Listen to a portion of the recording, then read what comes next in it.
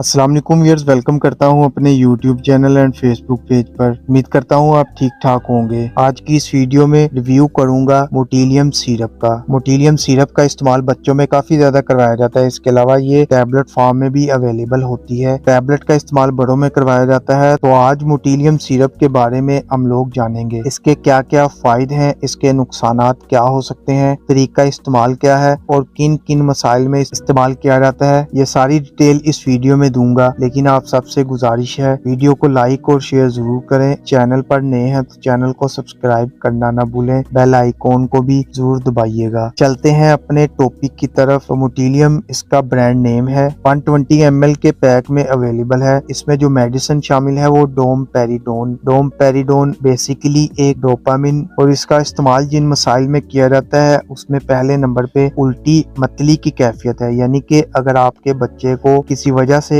उल्टी मतली की कैफियत है तो इसको रोकने के लिए इसका इस्तेमाल करवाया जाता है। इसके अलावा मैदे से ऊपर ग़िज़ा की नाली में आना स्टार्ट हो जाती है और दूध फेंकते रहते हैं, बार बार दूध फेंकते हैं। बच्चा अगर दिन में एक आधी दफा दूध फेंक देता है तो वो ऐसी कोई टेंशन वाला प्रॉब्लम नहीं। लेकिन अगर बच्चा बिल्कुल कुछ खा पी नहीं रहा, उल्टी कर रहा है, तो इसमें भी इसका इस्तेमाल करवाया जाता है उल्टी को रोकने के लिए। इसके अलावा अगर बच्चे